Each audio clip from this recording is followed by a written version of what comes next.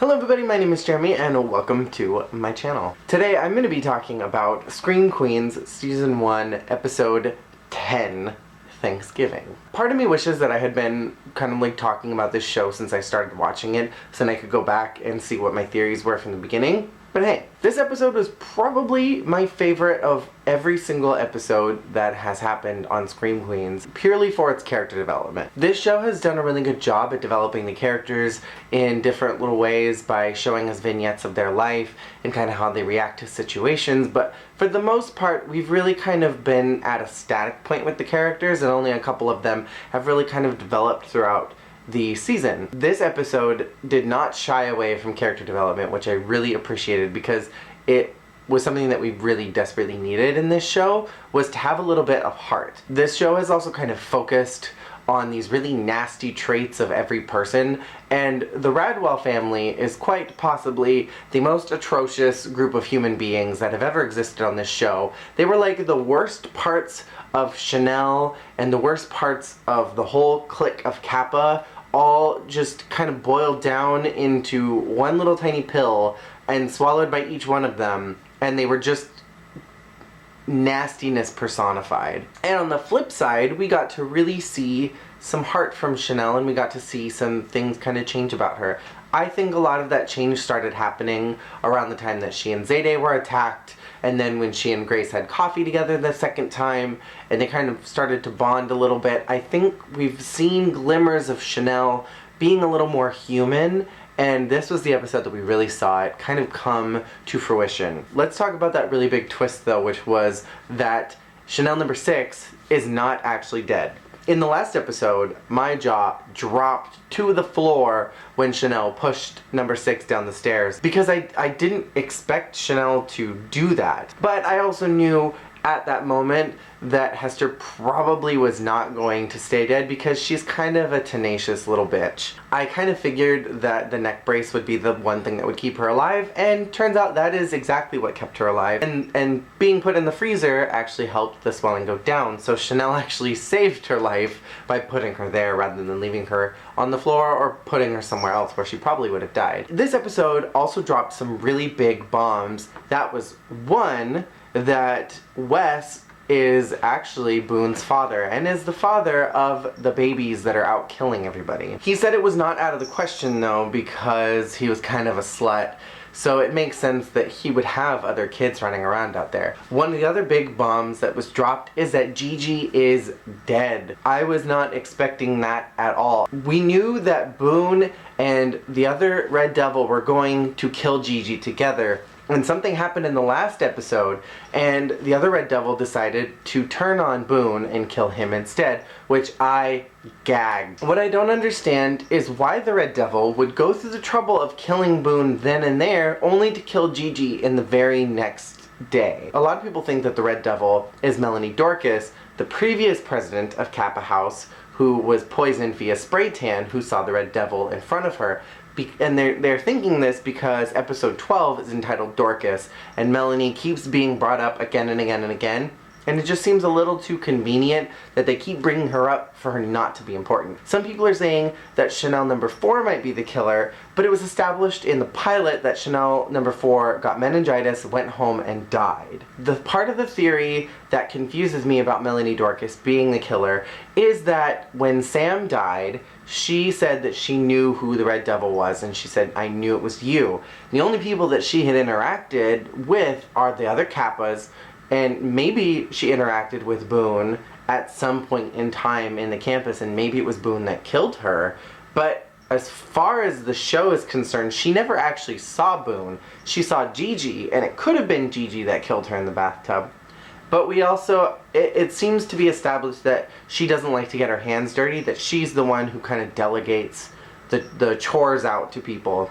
And when Gigi did come out to try to kill somebody, she didn't even wear a Red Devil costume. She wore something completely different. I, for a little while, was thinking that it might be Zayday because she did have the chainsaw underneath her bed.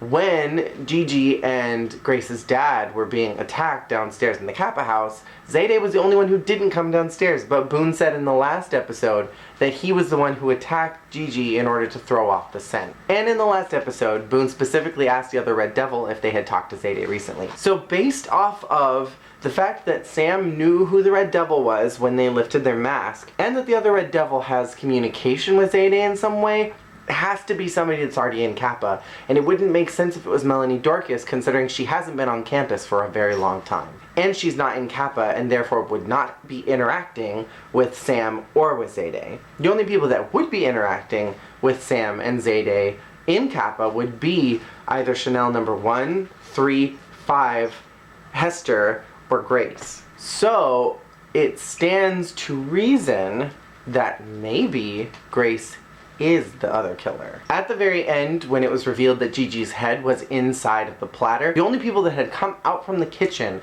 were Zayde, Hester, Chanel number 3, and Chanel number 5, and then Munch. Dean Munch thinks that Chanel number 3 is the killer, and she thinks that it's possible that the whole Charles Manson story was just made up as an alibi to cover who her real parents are. When Chanel number 3 went to go visit her family at Thanksgiving, her mother was hesitant to call her dad her dad. I also think that it's very likely that it could be Pete. They were confused originally and said that it was a baby girl, and then said that it was a baby boy, and it's very possible that both babies were boys and they just confused one as a girl. Or they'll pull a twist and say that Pete is trans, which is what a lot of people on Tumblr are saying, is that they think that Pete is actually a trans man. At this point, the only two deaths that are very confusing to me are Shondell, who had nothing to do with Kappa or Dickie Dollar Scholars, and it seems like she was just killed on accident. I think maybe they were going to attack Denise and accidentally got Shondell. And then Coney doesn't really make sense, but Coney's real name is Erin Cohen, and Cohen is the last name of one of the girls that was in the Kappa house during the bathtub incident. So it's very possible that whoever he is, he's related to one of those girls, and maybe they were just getting back at him because he's related to her. It seems like pretty much all the deaths are between the Dickie Dollar Scholars and the Kappa Taus. Oh, and the trucker. The trucker's really random too. Obviously the killer was trying to go after Chanel number 5, but why kill the trucker when he could have just, you know, hidden in the shadows? Like I said, this episode was one of my favorites of all time, and it's because we did get a lot of heart and a lot of character development.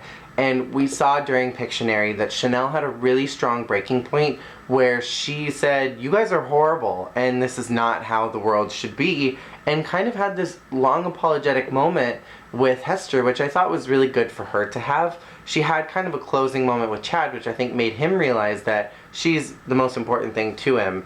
And then she got to read the house fucking down and read all those bitches in the Radwell house, and I was living non-stop for that moment, and I watched it a second time after I watched it the first time. This episode just made me feel so many things. I felt really sad when Chanel number 3 went home because her family was awful. When Chanel number 5 came back from finding out that her family wasn't there, that made me feel sad. Just everything that they were saying about Hester at the Radwell house, and she started to tear up and almost cry, made me really just upset. But it was such a good episode because we got to see so much connection happen, and they all kind of realized that they're the most important people to each other, and they really kind of tightened those bonds that they have right now. If you are keeping up with the show, and I'm assuming you are since you watched this, let me know who you think is the Red Devil killer. Let me know what your thoughts are on this last episode, and in the future what you think is going to happen in the Black Friday episode. Also, why is the school not completely abandoned? Why is Munch still there and allowed to stay on campus if the campus is closed? Thank you guys so much for watching. Make sure to like this video if you liked it so that I know that I can make more things like it. And if you want to see more, make sure to subscribe, and I will see you guys next time. Bye!